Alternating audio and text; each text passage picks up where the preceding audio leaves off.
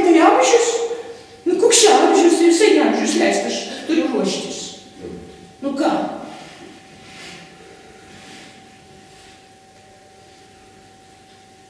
Nu ką?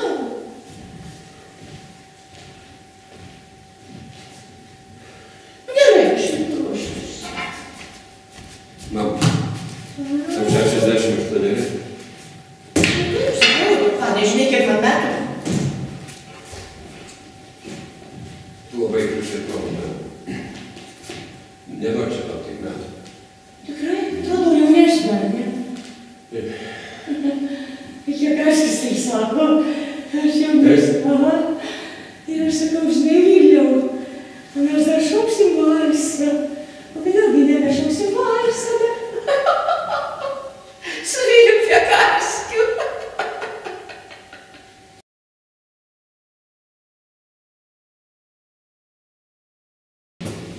Laimutė, mieloji, ar aš apsilikau, čia Doloresa skambina?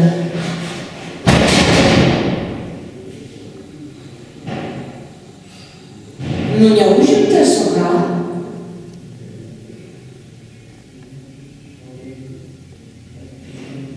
Tai gerai, o tai laukia.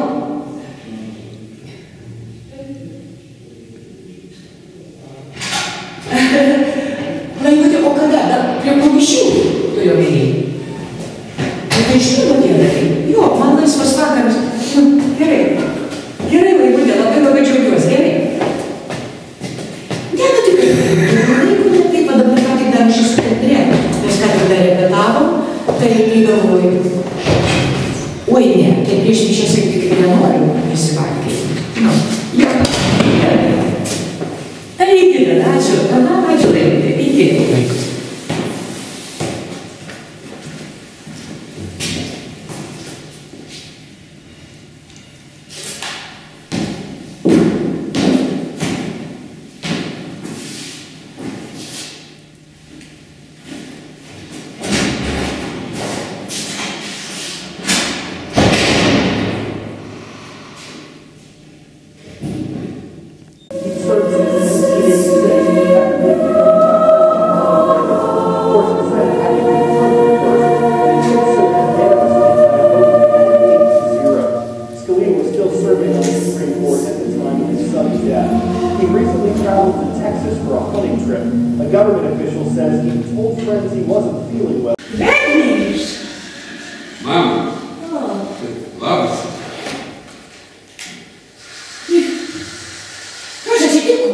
Nieko, kodėl klausi? Tai ką dabar, atvažiuoji? Tai ką žadėsi? Nu tai... Atvažiuodavai manęs pasiimtrikus 3 dienom iki švenčių. Atvažiuodavai pasiimtrikus 3 dienom iki švenčių, tik kalėdų. Nu taip, teisybė. Mama, ne viskas taip paprasta. Tai daug. Ką ten turi toj dėžiai? Kalėdinė dovana, mama. O, kalėdinė dovana? Nustebsi. Labai gera dovana. Tai kas atsitiko, sakyk? Kodėl tu klausi? Nieko neatsitiko. Viskas man gerai, mama. Ateik. Na. Labas. Oi, tu šeimiai. Kaip šitie atvažiavai 4 dienom anksčiau? Oi, šeimiai, kodėl nepaskambinai, ką? Nu, dabar man nieko nėra suruošta niekas ir batai nevalyti, ir rūbai nelyginti. Mama, nereikia, viskas gerai. Aš atvažiavau tau pasakyti gerą dalyką. Čia sėskis man, nusivilk paltą, o aš susiruošiu. Sėsk čia. Realu skydė. Sėsk, nebijok. Sėsk. Aha. Tai va dabar nusivilk paltą ir sėskis. Aš galvoju, kokį man lagaminą pasiimti. Kočyje. Ar didįjį ar mažai galvoju. Gal pasiimsiu didįjį, gerai? Tilps visos dovanos. Jūsų dovanos man tilps, mano dovanos jums tilps. Taip, pasiimsiu didįjį lagaminą, gerai. Tai kodėl nenusivilk, iki sušysi? Nieko, mama, gerai viskas. Tai jau tiek patrukai kaip anksčiau daug. Na taip. Nelabai sekasi mesti. Taip. O, išaugai, koks didelis. Rimtai? Aha. Mano sūnus didelis, užaugo. Auga, mano sūnus auga, didelis vaikas. Mano amžiui nebeaugina. Taip, nebeaugama. Na taip, žinoma. Manai, aš nežinau. Mano smegenys dar neužkalkėjusios, bet aš sumažėjau, susikūprinau. Mažytė pasidariau. O dar palauk, kas bus.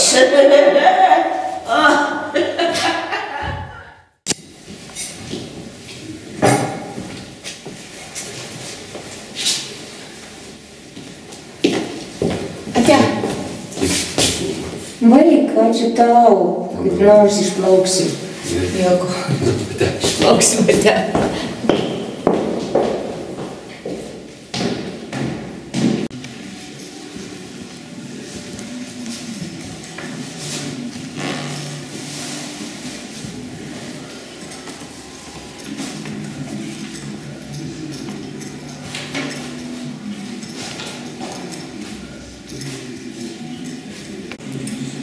Noriu pas mane nufilmuoti.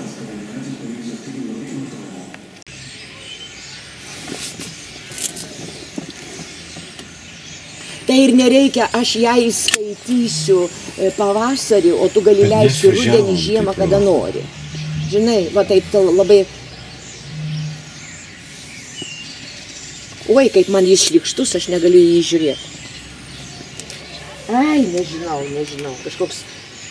Kiaušinio garbinimas, žinai, kažkoks tai nesąmonė. Ja.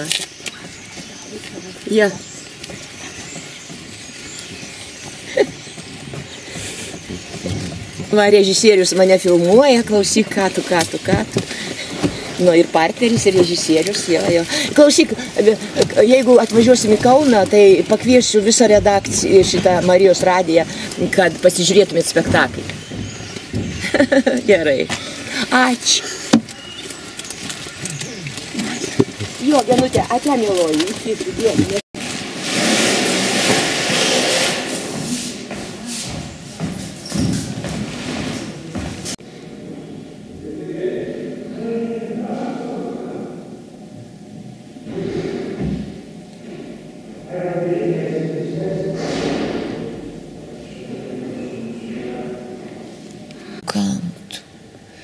Kokia tu karalienė, bet vat koks noras yra.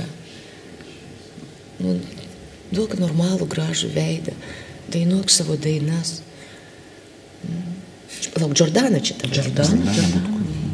Faktiškai nesu net ir gerai girdėjus. Jis savo auditoriją turi. Populiariai buvusi, savo auditoriją jį turi. Nu jau.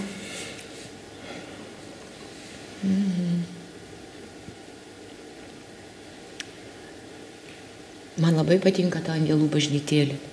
Kokie ten faini kunigai. Žinok, visi. Kaip jie protingai kalba. Trumpai, nevargina. Bet taip protingai. Kada aš pas tą kunigą, kur mokėjau už viešbutį, aš pas jį net iš pažinties nuėjau. Aš sakau, neturiu ką pasakyti, sakau. Aš buvau, sakau, ir dvasiniam pokalbį, ar ką, bet sakau, man išrišimo, atleidimo nedavė nieko. Pašnekėjom. Bernardinuose sakau, kaip ta išpažintis? Tu tik ką pridirbai? Sakau, kad... Sakau, plepalai, apkalbėjimai. Gal viso gyvenimo masteliuose paklausai, nu ką pridirbai? Taip. Jis dirba vis, nu ką aš sakau. Tūkstančių prideda tų ir paskiau tie sugauna, išima ir vargš. Jėzus, koks baisus pasaulis. Tai va, tu sakai, kokią muziką gali gimti. Čia tik tą vat rėkti, šaukti, darkytis, kaip išeina tie visi išsidažę visokie dainininkai baisu. Arba kaip šitą, žiūriu kabo Alytui, aš karalienė. Kas čia tokia? Vėjantės, rėkimą vyksta, į žiedą grandino, įdeda dainomą, o ten jau milijardieriai vis tamarė, laukia. Arba atlikščiai Rusijoje kokioje čia kažkokiai žinomi. Gandrai Vyšnikas pačiasinas į Lenkijos arba Lenkijos. Kad, va, supranti, jie taip lenda, kad atsiranda tokia nepykanta ir aš žiūriu, ką jie daro. Staiga tokios, žinai, barbės auklėtojus būsimus to darželio ir ten kažkokių darželių Vilniui prikūrė už tos pinigus, žinai, mūsų eurų ten ir mūsų mokesčius. kad galės tėvai palikti vaikus, ir tai pasakoja, galės palikti savaitgaliais ir patys galės išvažiuoti kokias keliones. Ir visą kitą vaikai galės būti darželiuose, tose gražiuose, tokiuose, kur ten kažkas jau vien už tą darželį ar 300 eurų. O ką jau kalbėti, maistas ten ir viskas ir taip toliau, taip toliau. Tai va, kokie tėvai bus laimingi, galės be vaikų. Jo, važiuoti, bus apkrauti žaislais visokiais, daugais planšetė. Jau pakanka, kiek yra tėvai emigravę ir bobutėm giminėm palikę, bobutėm dėdukam vaikų. Taip. O čia tik džiaugis, kad kartu gali tą Tai jis bus išvertę Maljorkose, kokiuose Tenerifėse gulėti, o čia vaikai su gražiom auklėm. Jėzus, koks baisus laikas. Ai, privalumas, kad auklė graži, bobutė ne tokia graži. Gal ir pliusas kai kam. Greičiau, varnų saulėlydžiai. Žiūriu vakar važiuodama, pelkė tokia, 2 gulbės. Galvoju, Dieve, taigi jums išdžiūsta pelkė. Nu, pelkė grinai važiuojant, žinai. Ir 2 gulbės prie kelių visiškai toj pelkėje. Pailsėt gal. Skris toliau aš. Tais kraštais, kur negali nei kaip. Suprasčiau, kad čia tas greitas darbas, kai sujungiama paskutiniai stadijoje. Kas jie šūviai? Kaip ir kitose srityse, čia ne tiek teatras viską. Viskas pabaigoje ir mes neseniai tik pradėjom su dekoracijom. Ir tada dar Vilniaus nacionaliniam dramos teatre susitikom, mes vėl netikėtai susitikom, apsikabinom ir atsimenu jos pirmus žodžius, koks gražus vyras. Kokie, 2 vyrai buvo, kokie gražus vyrai. Dabar jau antro išeis. Narauskas Arūnas, nes šitas irgi su aktoriais. Kaip tu jautiesi Dolores? Atsėdus vaikai. Daug pasakyti. Žinot, labai sudėtinga yra situacija bendravime dabar, aš taip kaip klausau.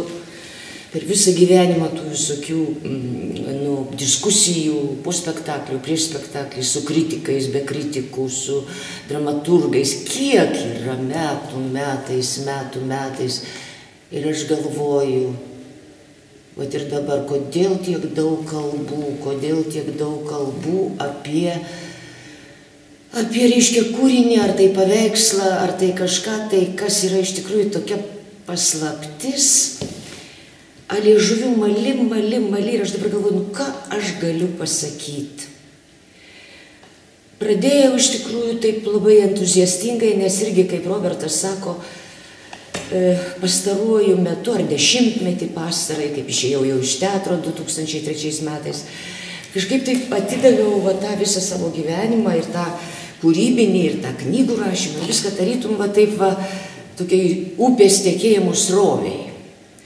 Kad kažkas tai neša, teka, tie krantai kažkokie posūkiai, sukūriai, ir aš nelabai rūpinuosi, kur neša, kas čia bus, kokie čia tie krantai, o jau kai pamatau, kai jau ta srovė padidėja, kai kažkas tai vyksta, tai pasiduodu ir atlieku. Dabar tai kelia juoką, dėl to, kad dabar žiūrovui padeda gyventi tik tai šou, domino, visokie ten teatrai, įsigalvojimai kitaip sakant, prarasta yra vardan ko. Labai daug yra visko kaip padaryti. Kaip Hamletą statyti, kaip Čechovą statyti, murdyt galvą į bliūdą su vandeniu Vyšnių sode ar nemurdyt, plėšikai Šilerio afiša didžiausia, klozetas baltas pačiam centre, dar galima visko prigalvot, plika užpakalį, ką nori, taip toliau. Ir taip toliau, žodžiu, nerisi visi iš kailio, talentingiau, netalentingiau, jaunimas galbūt paviršutiniškiau, mūsų asai, kiek mes turim to asų, Vaitkus, Nekrošius, Koršunovas, Varnas, Tuminas, Tuminas kaip ir palikęs Lietuvą. O iš tų jaunesnių, tai aš nežinau, man sunku kalbėti, nes aš atsižadėjau teatro, aš 9 metai, jau 9 sezonas neinu į teatrą. Tai va, tai su šituo spektakliu aš sakau, taip kaip upė. Skambutis, malonus balsas, dar ir ilgai nesupratau, kokia pavardė. Šarknickas, kažkaip pradėjom juoktis abudu. Ir jis pasišaipė iš savo tos pavardės, kol galų galiai įsidėmėjau, ta pavardė visai normali, bet va, tai pirmą kartą tokia labai negirdėta. Ir labai man keistai sutapo su Artūru Žukausku, bet būtent sesers tuo režisierium, Mario Frati pjesė. Nu, ten tai durna pjesė, jau tokia amerikoniškas toks šlamštelis, bet aš sutikau vėlgi, aš galvoju, nemačius, nepažįstu aš jo. Bet jis pasakė irgi, kad jis Vytauto Čibiro mokinys. Robertas pasakė, kad jis Dalios Tamulevičiūtės mokinys. Nu, Tamulevičiūtė mano kursiokė. Aš Geismų tramvajų pasėdėjau. Per ją aš gavau nuspelnios artistės vardą, galima sakyti, po šito vaidmens. Nu ir mano kurso draugė iki pat mirties, kol jinai išvažiavo į užsienį, aš prisimenu ją palatoje sėdinčią, apsikrovusią žurnalais, taip žiūrinčią tom skvarbiom akimi mane ir sako, žinai, dar su tavim, kai pasveiksiu, reikia kažką padaryti. Nu, sakau, gerai, parvažiuosim, darysim. Ir daugiau aš jos nemačiau. Tai va tokie sutapimai, kur aš kažkodėl pasakau gerai. Plius, aišku, Tyli naktis man taip pat irgi teko bendrauti netgi asmeniškai su Monika. Kai tik būdavo gastrolės Vilniuje, Monika Baltušis pasikviesdavo į svečius. Ir būdavo Kauno gastrolio aptarimas, Baltušio agurkėliai labai taip, nežinau kaip jis ten su kokiu peiliu baisiai taip plonai papjaustydavo, aišku, degtinytė ir taip toliau. Ir sėdėdavo rami, didelė ori Monika ir sakydavo, šitas spektaklis Vaitkaus, koks ten buvo, neatsimenu, kur mes dainavom, o čia visą laiką toks žalias spektaklis, kaip jis vadinosi, be žodžių, tik tai Kutavičiaus muzika ėjo, su Remigijum dainuodavom šonuose, o čia vis laik judėjimas toks žalias vyko. Nu, sako, toks spektaklis gali būti vienas per 5 sezonus, bet neverk, sako, niekad scenoje, tai blogas skonis, tokių visokių pamokymų. Va. Nu ir Tylią naktį aš mačiau visų pirma Kaune, gastrolėse, gyvam pavidale. Ir labai gerai atsimenu, kai Monika gėrė tablečių raminančių prieš spektaklį. Aš taip nustebau, sakau, kaip jūs, sako, aš nenoriu drebėti, sako, aš taip jaudinus, kad mane į tualetą varo visą laiką. Ir aš negaliu ištverti. Nu ir ką dar pasakyti, aš nežinau, kad nepliupčiau taip. Aš net nežinau. Aš atsisakiau ten kažkokį Vilniuje vieną spektaklį, kažkokį vaidinam klasę, mūsų klasę, nežinau, koks ten. Mėno kaime pas Tertelį Valių, kurį taip myliu tą režisierių, bet jaučiu, nenoriu teatro, aš staiga kažkodėl aš tą Tylią naktį. Dar, žinot, mane suviliojo tas, kad tai yra Alytaus teatras, kad tai nėra Kauno, kad tai nėra Vilniaus. Kaune aš turiu Astridą, vakar dar vaidinau, bet ten su vaikais, labai šviesus spektaklis, graži muzika, kažkaip pakelia nuotaiką, duoda gerų emocijų tas spektaklis. Nu ir tą sesuo turiu, tai tas labai slegia, nes ta tragiška mirtis režisieriaus. O šitas spektaklis, tai kažkaip tai man, nežinau, ar čia skaitytojai įdomu, aš esu toks žmogus, kur labai turiu tą tokį kažkokį mistinį ženklų ir tokį tą, nu, aš žinau, pasąmonę ir sapnų pasaulį. Ir jis man labai daug reiškia, jau nekalbant apie tikėjimą, apie amžinybę, apie tai, kad mūsų meilė, mūsų jausmai, mūsų širdies kalba ir siela, kad tai negali būti tik tai tamsa ir daugiau nieko, ir tuo viskas pasibaigti, nes žmogus yra neapsakomai paslaptinga būtybė ir blogąją savo pusę, ir gerąją pusę, ir teatras galbūt yra kaip ir kiekvienas menas, ypač muzika, ir teatras jau tiek tūkstančių metų turi tą kažkokį keistą žmogaus troškimą pamatyti gyvą žmogaus širdį. Va, dabar nežiūrint tų televizorių, ekranų ir visko, vis tiek plūsta žiūrovai, nesvarbu, galų galia ten spjaudosi paskui ar ne, bet pamatyti gyvą žmogų, gyvą aktorių, su jo balsu, su jo akim, su jo širdim. Ir tas noras yra toks labai paslaptingas, kaip ir maži vaikai, uždėk jiem peruką, išleisk juos į sceną, ypač maži ten, žinot. Ir jie labai nori pabūti kažkuo kitu, kažkaip pasikeisti, į kažkokį kitą pasaulį patekti. Čia tokia yra didelė paslaptis. Ir va ta Tyli naktis, Na, visų pirma, pjesė, žinoma, kai aš perskaičiau, aišku, tai ne fratė, ne sesuo, jinai daug sudėtingesnė, įdomesnė, gražesnė, bet aš pati nebežinau, ko aš dabar noriu.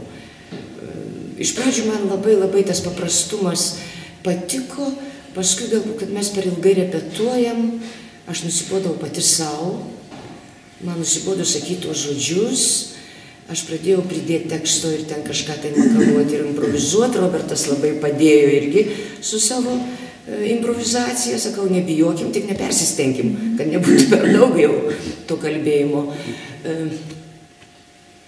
Čia yra matyti taip, kaip Jean-Louis Barrault sako, per daug didelė aistra menui gali užmušti meną, jeigu tu nori verstis per galvą iš proto, eini, kad čia kažką tai pasirodyti, padaryti kažką tai tokio, nepadarysi, kažkaip reikia be tokios baisios aistros.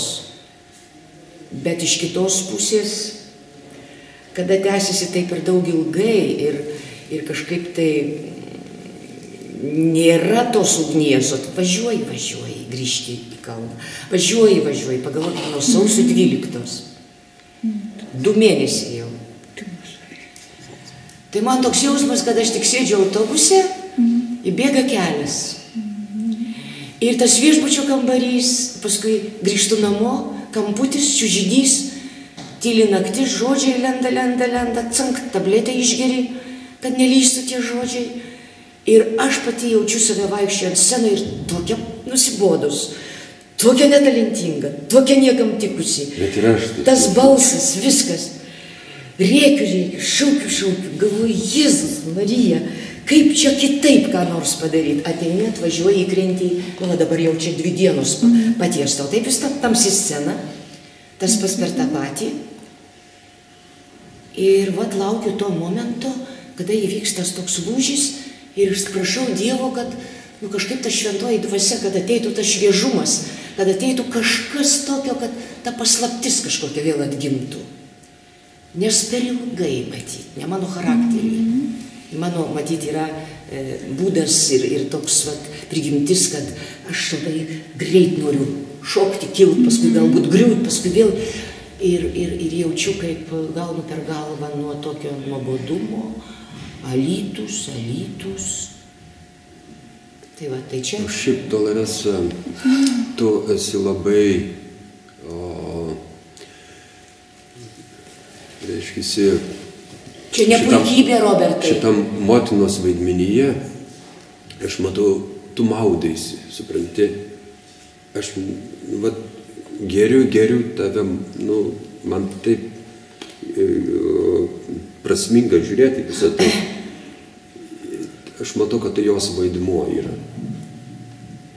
Atėjo vaidmuo pas ją, jinai pasiėmė, įsidėjo į sielą, susidraugavo, pamilo ir atiduoda visą čia. Tai jos tas vaidmuo, tikrai neklydau, manau, kad neklysiu, tai aiškiai vertins žiūrovai, bet išpildau. Robertas yra per daug švelnus ir per daug geras, nepamiršk, kad nuo meilės iki neapykantos. Tai gerai galėsi neapykantą man mažas žingsniukas. O tai čia gal prieš premjerinę krizę, turbūt kiekviena premjera ateina vis kitaip į sceną ir būna ta tokia, čia šiaip jau toks. Ne, man atrodo, visų pirma priežastis yra tai tas be galo važinėjimas ir ta mano prigimties monotonijos nepernešimas. Turbūt man per ilgai. Tiesiog Doloresa savo teatrinėme gyvenime yra įpratus, kaip ir turbūt dauguma tų legendinių aktorių, vaidinti, repetuoti ne viename spektaklyje, tai nėra tos monotonijos, reiškiasi. O čia stop kadras ilgėliau ir taip gaunama taip ir iššokti. Ir dar žinokit yra vienas dalykas. Jūs galite tikėti, galite netikėti, bet dar Rilkė pasakė, atimk iš pasaulio mistiką, užrašų knygutėje. Jau tarp kitko, ten labai daug pajunti, kad Rilkė buvo labai arti Dievo. Oi, atsiprašau, Kamiu, ne Rilkė. Kamiu, paskui žuvo avarijoje, bet jau, nes pagal jo kūrybą tai atrodo jis absurdistas ir neigia visą kitą ir taip toliau, čia Dievo buvimą ir absurdas pasaulis, bet jo užrašų knygutės 2 yra, kur yra tokių minčių, kur tu matai, kad Kamiu jau ieškojo, jau artėjo ir pas tą avariją. Sakė, atimk iš pasaulio mistiką ir viskas pasaulis sugrius.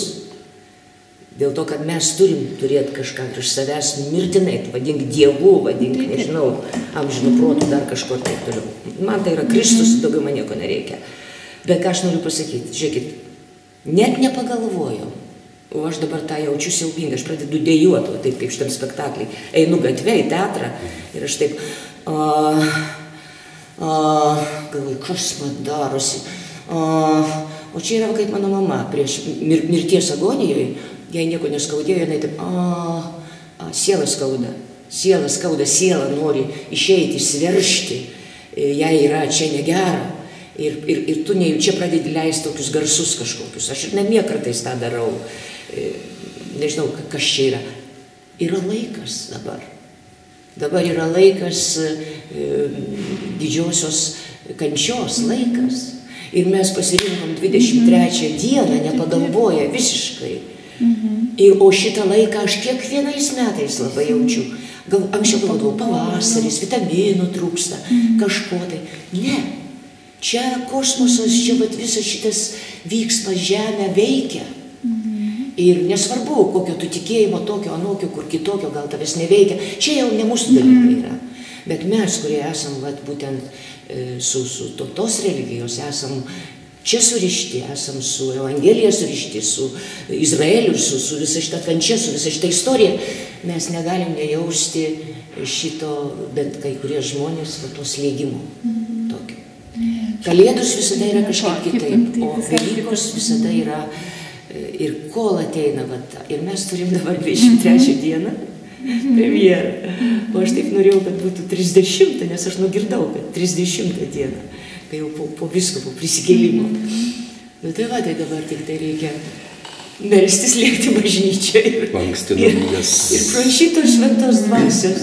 Aš taip tikiuosi, žinoma, kad šita pjesė nebus jaunimui, bet aš tikiu, kad kažkodėl labai norėčiau, kad netgi mokyklas atvestų, vyresnių klasių moksleivius, pavyzdžiui. O paskui padarytų ne karjeros savaitę, kaip aš nuėjau į vieną mokyklą, sako, jūs užbaigsit, pas mus vyko karjeros savaitė. Nu, aš paskiau dėjau mokiniams, kas yra karjeristas ten ir taip toliau, kad plaukai, sakau, man pasišiauši. Kodėl negailestingumo savaitė? Kodėl draugavimo arba ten dalinimosi su draugu kažkokia savaitė? Kodėl ne kaip gerbti mergaitės ar mamas ar ten kas savaitė? Karjeros savaitė Kauno mokykloje. Kviečia paskaitininkus, kaip daryti karjerą. Tai ką aš noriu pasakyti? Aš vis labai daug šneku. Noriu pasakyti, kad labai norėčiau, kad mokytojai, vis tiek vaikai turi močiutes, turi senelius, kai kas turi, neturi ir taip toliau. Viešbutį dažnai su budinčia ten jos keičiasi, gatvėje čia Alytui mačiau, irgi diskusijas pradėjom autobuse.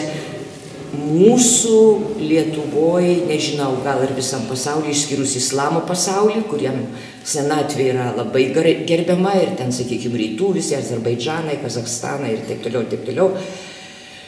Bet dabar ypatingai kažkas pasidarė siaubingo. Mūsų šaly į troleibusą įlipk, į autobusą įlipk, į gatvę, tu matai daug senų žmonių, kurie, nesakau, kad jie ubagai, bet jie yra tokių nelaimingų veidų, tokie yra nušalinti, ar troleibuse, ar kur, tokie, aš nemogu pasakyti, jie sėdi kažkokiam kube savo, čia jaunimas klega, čia į savo tos planšetės, įkišę nosis, čia kažkas tai tokio vidutinio amžiaus, čia vyrukai kažkokie su mobiliakais kalba, ir yra ta kasta.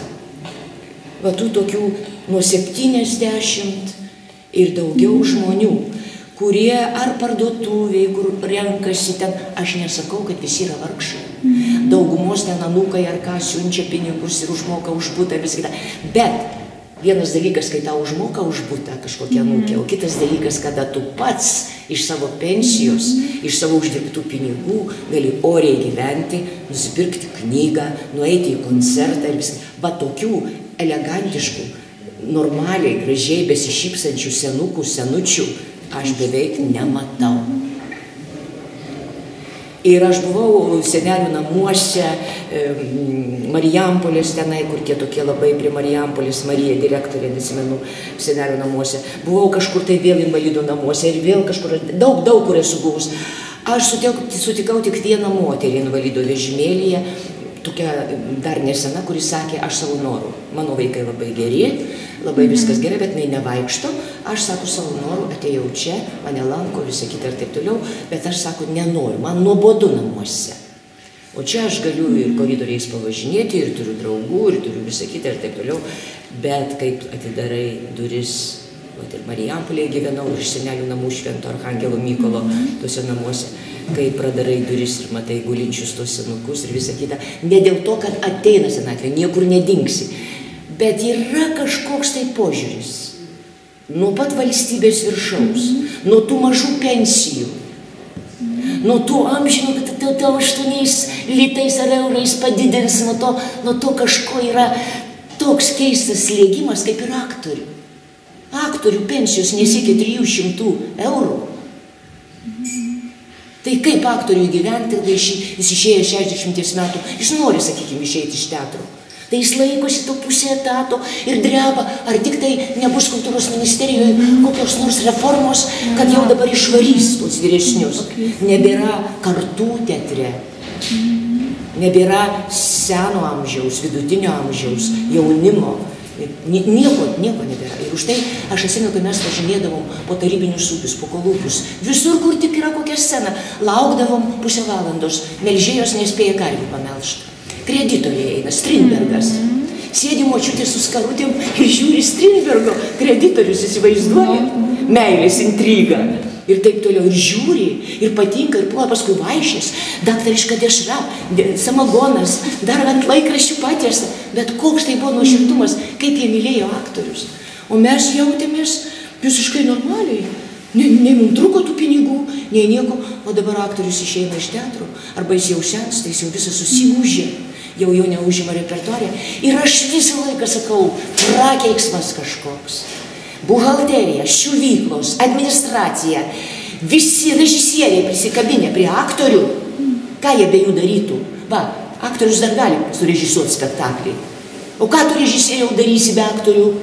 Ir ne, vat, juos labiausiai ir muša, juos labiausiai meta, jie visą laiką sėdi kaip ant verdančių puodo, ar išspirs ar neišspirs. Ir taip ir buvo. Jurašas pirmiausiai Sarašiuką mūsų teatre, paskui Vaitkus Sarašiuką akademiniam teatre, tą pačią Mironaitę, iš teatro. Tai va, tai ką noriu pasakyti, kad senatvė, bet norėčiau, kad šitą spektaklį pasižiūrėtų iš tikrųjų va tokie 40 metų, 50 metų sūnus, dukteris, anūkai, kažkaip pasižiūrėtų ir pagalvotų, kad o kaip aš elgiuosi. Aš pati labai graužiausi, kad neišklausydavau mamos, mažai dėmesio jai skyriau, visą laiką užsiėmus teatru, pareidavau repeticiją, nepasisekė, mama nori pasikalbėti, aš galvoju, mama, netrukdyk, man reikia čia pasimokyti. Žodžiu, buvau žiauri.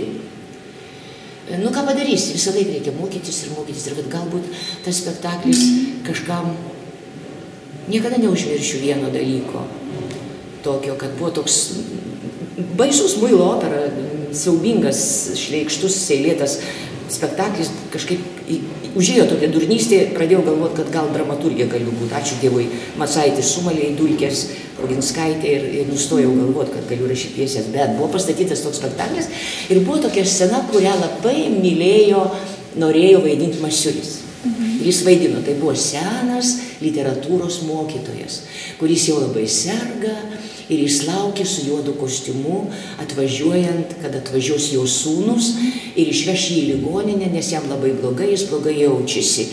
Ir ateina, būtent irgi prieš kažkokias kalėdas ar kažką, aplankyti jo buvusi mokinė. Repeškaitė Nijolė vaidino. Ir ten vyksta tokia scena, kaip jie prisimena tą klasę, prisimena tuos visus, reiškia, mokinius, kaip viena alkoholikė Regina pasidarė, kitas ten vėl kažkas tai, vėl, kitas ten turto pradėjo glemšti ir kažką tai daryti tokio. O ta jo mokinė varto tos albumus, jis ten pasakoja ir sako, neberašo man mokiniai, nebepasveikina, nei nieko. Ir aš gavau laišką iš vyriškio, kažkokio tai neatsimenu vyriškio, kuris sako, labai jums ačiū už spektaklį, aš sako, tiek pergyvenau, kad sako, aš parėjęs namo, buvo prieš pat dabar, atsimenu, tai prieš naujus metus, kad sako, aš greitai parašiau sveikinimą savo buvusiam mokytojui. Labai atsiprašiau, kad daugybę metų aš jo nesveikinau, nes tai buvo nuostabus mokytojas, žinot, kaip dar anksčiau tos mokyklos nebuvo tokios, kad iš vienos eini į kitą ir tave mėto kaip šapą kokį.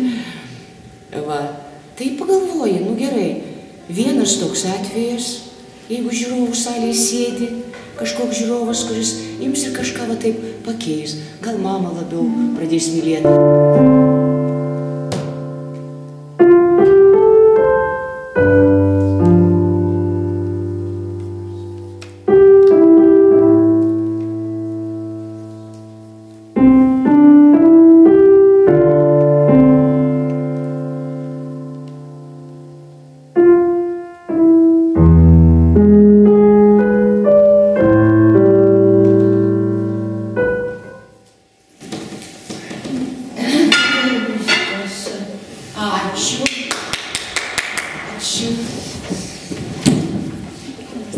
Jūs man tokia matyta, dieviškantas.